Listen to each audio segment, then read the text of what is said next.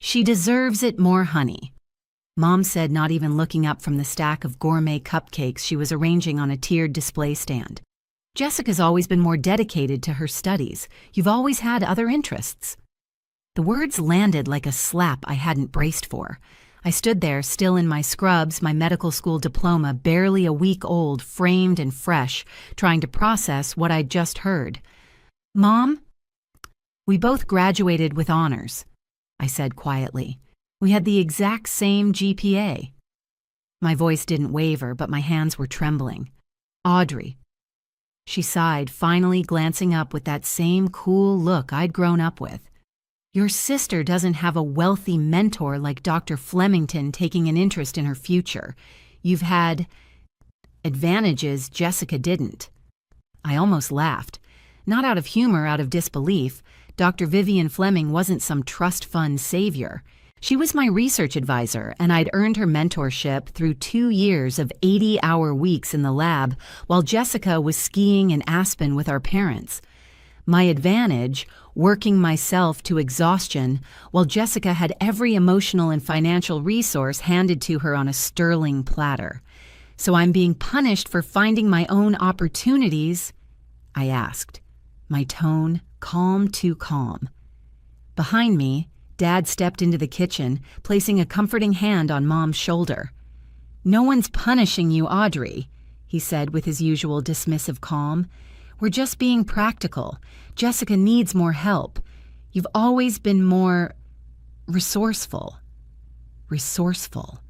That word. The same word they'd used when they skipped my undergrad research symposium to fly cross-country for one of Jessica's volleyball tournaments.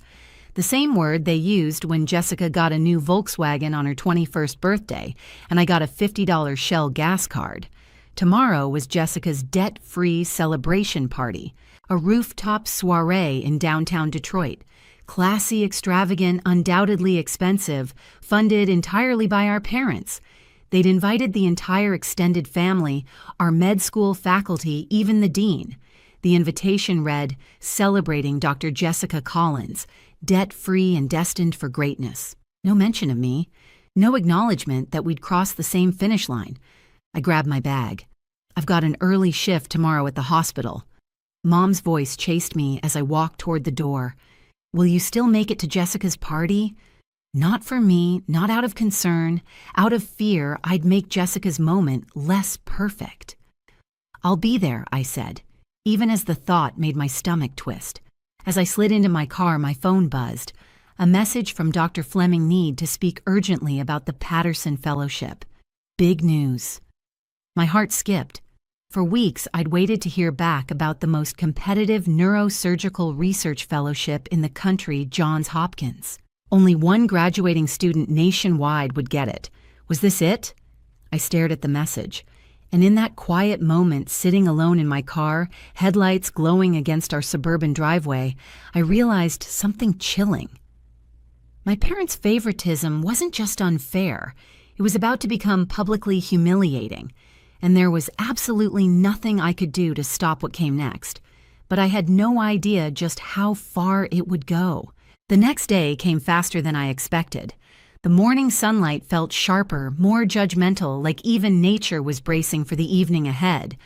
I arrived at Dr. Fleming's office just after 10 a.m., nerves twisting in my chest. Her door was already open. "Audrey," she said, standing that familiar spark in her steely blue eyes. "Sit, I have extraordinary news." My heart hammered. The committee made their decision on the Patterson Fellowship. I held my breath. "They've selected you." The words hit like lightning. I blinked. "Congratulations, Dr. Audrey Collins, you're going to Baltimore." Joy, disbelief, validation. It all crashed over me in a wave so intense I forgot how to speak. Dr. Fleming smiled. "You earned this," she said firmly. "Your research on neurovascular regeneration after traumatic injury was groundbreaking. The committee was especially impressed by your dual method approach, combining surgical innovation with pharmacological treatment. That kind of insight doesn't come from textbooks, Audrey. That comes from you." The fellowship came with everything: housing stipend, full salary, and total loan forgiveness. I would be debt-free, just like Jessica, but through my work, my mind. There's more. Dr. Fleming continued, her tone shifting slightly. I've been invited to Jessica's celebration tonight. Your parents extended the invitation to faculty. My heart sank. I'd like to announce your fellowship news there if you're comfortable with that. I froze. My gut clenched. I don't know, I admitted. It's Jessica's night. My parents might see it as me trying to steal her spotlight. Dr. Fleming tilted her head, a faint frown on her lips. Audrey, she said, her voice firmer now. I've seen how your parents speak about you, how they've minimized your accomplishments and inflated your sisters. This recognition, it needs to be heard. And sometimes the only way for something to be acknowledged is for it to be public. I swallowed hard. She was right. If my parents found out in private, they'd downplay it, reframe it as a fluke, a lucky break. Okay, I said softly. You can announce it. As I walked back to my car, my phone buzzed again. Jessica, Mom's going overboard for tonight. It's embarrassing. Wish she put this much effort into celebrating both of us. See you there, Har. I blinked. Jessica. Acknowledging the imbalance, that was a first. Before I could reply, another message lit up the screen. Mom, don't forget business casual tonight, and please let your sister have her moment. This is very important to her. The contrast made my stomach flip. Maybe Jessica had noticed. Maybe she'd just never said anything. Maybe tonight. The lines we'd drawn between us since childhood were finally starting to blur. Maybe. But nothing could have prepared me for what that party would reveal. Because some truths don't whisper. They shatter everything. And that night, something was about to break. Jessica's debt-free celebration was held at one of those rooftop restaurants in downtown Detroit that smelled like money. The kind of place where champagne flowed like water, and everything from the lighting to the linen was curated for Instagram perfection. The elevator doors opened, and I stepped out into a terrace, lit with soft golds and blues, summer twilight hanging low over the skyline. A massive banner read, "Congratulations, Dr. Jessica Collins." No mention of me. There were framed photos of her journey: Jessica at her white coat ceremony, Jessica at match day, Jessica holding up her acceptance letter to Michigan Med. In a few group shots I appeared, fuzzy background decoration. I smoothed down my navy dress, took a breath, and stepped into the fray. Audrey. Jessica spotted me, immediately breaking away from a group of family, friends, and relatives. She looked gorgeous in a silver cocktail dress, her blonde bob catching the terrace lights just right. "Thank God you're here," she said, pulling me into a hug. "Aunt Patty's already asked me 5 times if I have a boyfriend. You might need to fake date someone before dessert." I laughed, relieved, confused. This didn't feel like a rivalry, not with her, not right now. "What did you tell her?" I asked. "That I'm married to medicine. But if she knows any single neurosurgeons, I'm open to referrals." We laughed again. For a moment, we were just sisters. Then our mother appeared. "Jessica, the Hendersons just arrived," she said, glass of champagne in hand. "You remember Thomas Henderson, chief of surgery at Cleveland Memorial? You should come say hello." She took Jessica's arm, steering her away, then turned back to me, briefly. "Audrey, would you mind checking if the caterers have set out the gluten-free desserts? Your cousin Beth is on one of her diet kicks again." And just like that, I was the help. By the time I returned to the terrace, Jessica was being paraded in front of hospital administrators and former professors like she was the next coming of Florence Nightingale. I drifted to the edge of the event, sipping water and pretending to be invisible. That's when I saw Dr. Fleming. She looked stunning in a crimson pantsuit, gliding through the room like she owned it. She found me immediately. "Audrey," she said, pulling me into a hug, "ready for the announcement." "Honestly," I whispered, "it feels complicated." She surveyed the room, the banners, the cake, the slideshow. "More complicated than I realized," she murmured.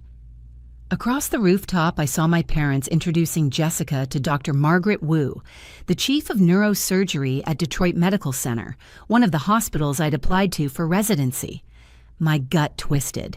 Were they trying to hand Jessica my spot, Dr. Fleming noticed.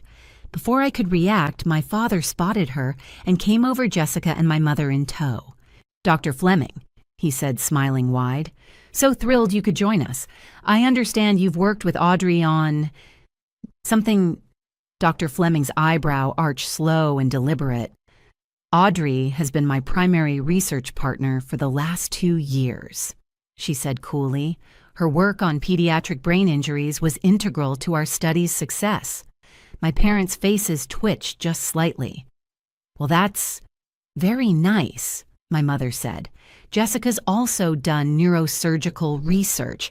In fact, Dr. Wu was just saying how impressed she is with Jessica's residency application." I blinked. Jessica hadn't done neurosurgical research. Her focus was neuropsychiatry.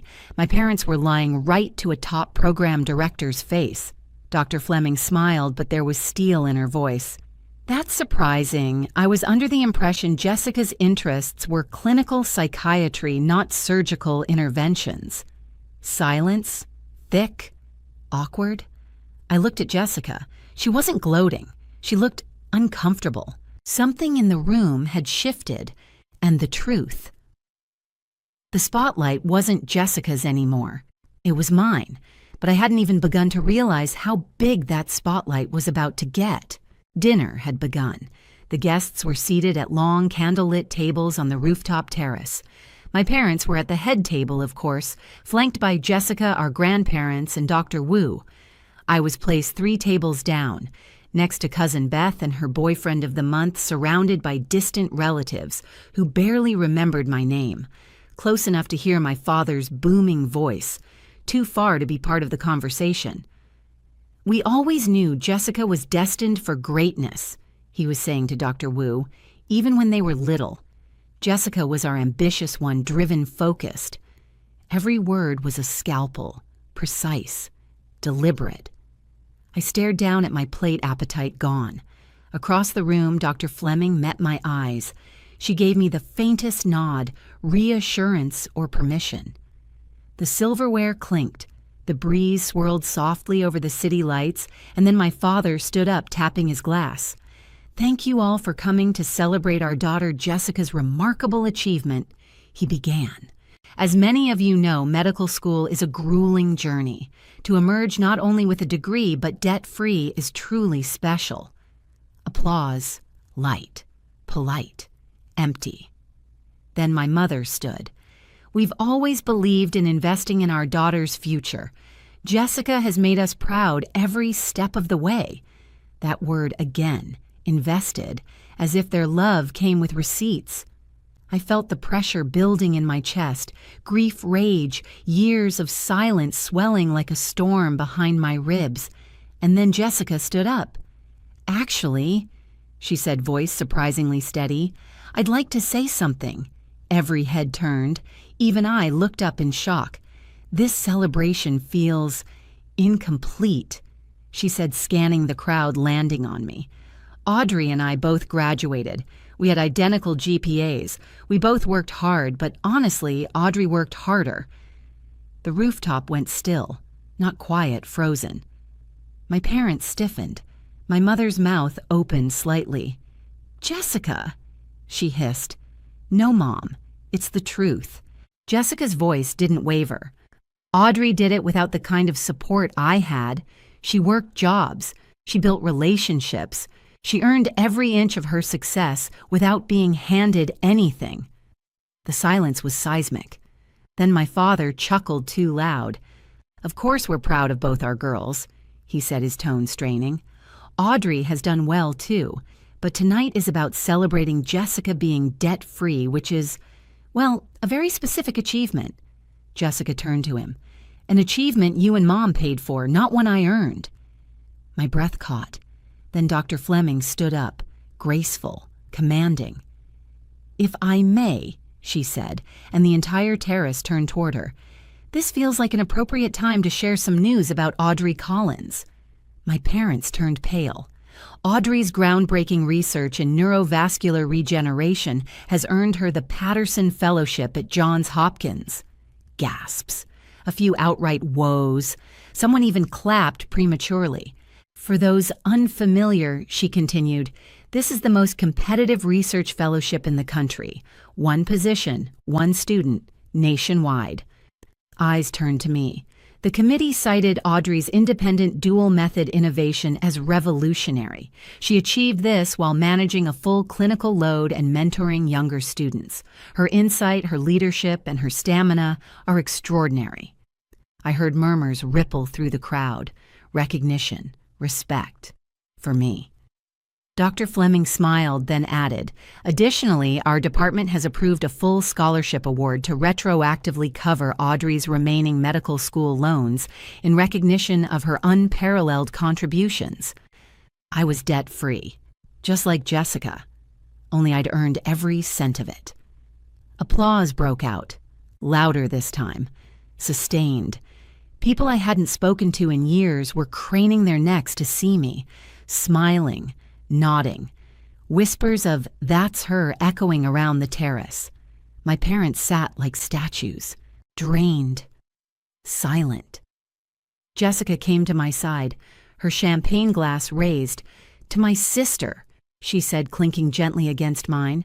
Patterson Fellow, freaking Johns Hopkins. Why didn't you tell me? I smiled faintly. I only found out this morning, and I didn't want to overshadow your night. She frowned. This ridiculous party was never my idea. I told them it was over the top and unfair.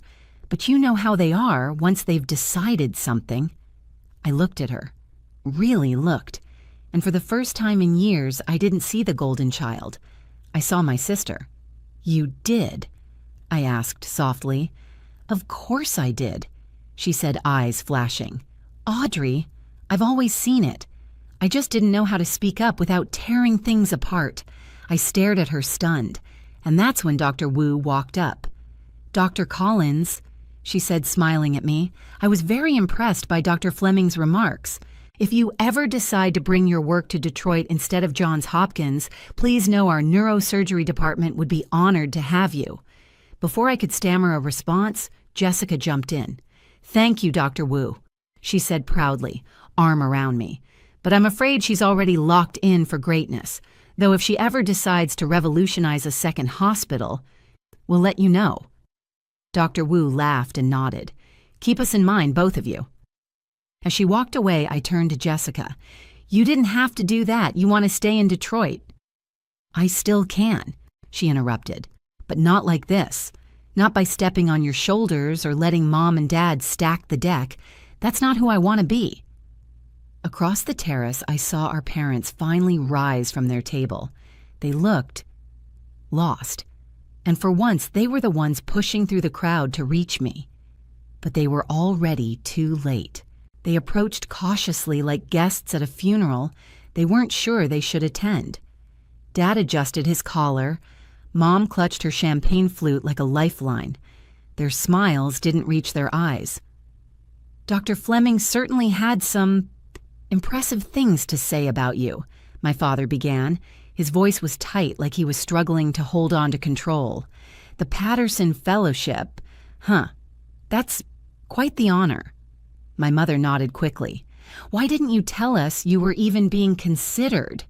She asked, the tone almost accusatory. You never mentioned it. I tilted my head, watching them both. Would it have mattered? I asked softly. They flinched. A full silent beat passed. We've always supported you, Audrey, Dad said. In different ways, Mom added quickly. You were always the independent one. Jessica needed more, she struggled more. I took a long breath, steadying myself. That's convenient, I said. But it doesn't explain why you attended every one of Jessica's presentations, but skipped mine. Why you paid for her MCAT prep and told me to be resourceful. Why you covered her rent for 4 years while I was juggling part-time jobs and clinical rotations. My mother's eyes welled with tears. That's not fair. No, I said calm but cold, it's not. They stood frozen. For the first time in my life, they were speechless. Then salvation. My phone rang. Dr. Fleming. "Excuse me," I said, stepping away. "Hi, Dr. Fleming. Yes, now's perfect." I turned my back on them as I answered the conversation about housing logistics and my fellowship beginning. Behind me, I felt their presence fade. For once, I didn't need them to understand. I had earned my worth. 3 weeks later, the apartment was almost empty. Boxes stacked, final items packed, walls bare. Jessica sat on the windowsill watching as I taped up a final box of books. "I still can't believe you're leaving next week," she said. "Baltimore won't know what hit it." I smiled. "Neither will you once you're doing triple overnight rotations in psych." She laughed, but then her face sobered. "I've been thinking about what Mom and Dad did, or didn't do, I guess. For so long I thought I was lucky because they focused on me, but now I think they actually held me back." I sat beside her. "You didn't do anything wrong, Jess." She shook her head. "I didn't do enough right either. I should have spoken up years ago. I saw it. I just didn't know how to fix it." "You did," I said quietly. "That night, you fixed it." She gave a small smile. "Mom keeps crying. Dad's telling everyone about his brilliant daughter at Johns Hopkins like he personally discovered you." I snorted. "Let them talk. It doesn't matter anymore. Their approval, it used to feel like oxygen. Now it just feels like noise." She nodded slowly. "So, what happens with us now?" I reached over, took her hand. "We find our own way, not the version of us they wrote, the one we write ourselves." Her grip tightened. "I'd like that." "Me too." Outside, the moving truck pulled up to the curb. Inside, I finally exhaled. For the first time in years, the silence didn't feel like a punishment. It felt like peace. The morning I left Detroit, the sky was overcast, one of those soft gray clouds kind of days that felt more like a sigh than a storm. Jessica stood by the curb as the movers loaded the last of my boxes into the truck. She held a to-go coffee in one hand, my favorite order written neatly in Sharpie on the side, for Dr. Audrey Collins, world changer. "I'm going to keep this in my office," she said, holding up a framed photo of the two of us at our med school white coat ceremony. "For when patients ask if I have a superhero sibling." I smiled. "Just tell them I'm the quiet one who works in the shadows. Batman of brain science," she teased. Something like that. The final box was sealed, the apartment echoing with the absence of everything familiar. Jessica walked me to my car. "I keep thinking about how much time we lost," she said softly. "Letting them define who we were to each other, letting them make you invisible so I could shine brighter. I don't want that anymore." I placed a hand on her shoulder. "Neither do I." She blinked fast. "Baltimore better know how lucky it is. You better text me before your first overnight rotation melts your soul." We hugged tight, real and unspoken. And then I got into my car. As I pulled away, I glanced once in the rearview mirror. Not at the building, at Jessica, at the version of her who finally saw me, at the version of me who had stopped waiting for our parents to. Baltimore was a blur at first, new city, new rhythms, a whirlwind of responsibilities that made medical school look like a dress rehearsal. But I flourished. The Patterson Fellowship was more than prestigious, it was liberating. I led early-stage research into regenerative pathways for pediatric brain trauma. I published 2 co-authored papers by the end of my second month. Dr. Fleming continued to mentor me long distance, and eventually I mentored others. I stopped looking over my shoulder, stopped comparing, stopped waiting, until one day in late fall I received a letter. It was from my parents. Inside were 2 things. A short handwritten note in my mother's delicate cursive. "We're proud of you. We're sorry it took us this long to say it out loud." A birthday card from when I was 10, one I'd never seen. On the inside was a check long expired and a note that read, "Jessica, we're so proud of our shining star. Love, Mom and Dad." They must have found it while cleaning out old files. Maybe they meant to show me. Maybe they wanted to apologize. Maybe it didn't matter anymore. because for the first time, I didn't feel crushed by that kind of memory. I felt free from it. The following spring, Jessica came to visit me in Baltimore. We walked along the harbor, two doctors finally talking like sisters. She told me she'd taken on a new residency initiative, her idea, her leadership, no parental hand-holding. I told her about the new clinical trial I was leading. We laughed about our old arguments. We cried once briefly when we both realized how much we had missed in each other's lives. But mostly, we walked forward, together. Because sometimes, the greatest revenge isn't a confrontation. It's a life fully lived without apology. It's finding your own light even when your family insists on standing in your shadow. And it's knowing deep down that you don't need anyone's permission to shine. Not anymore. Have you ever been the overlooked one in your family? Did you fight to be seen or choose to walk away and build your own life? Share your story in the comments below, and don't forget to like and subscribe for more powerful stories of resilience, revelation, and redemption. You matter. Even if they never said it, you were never invisible.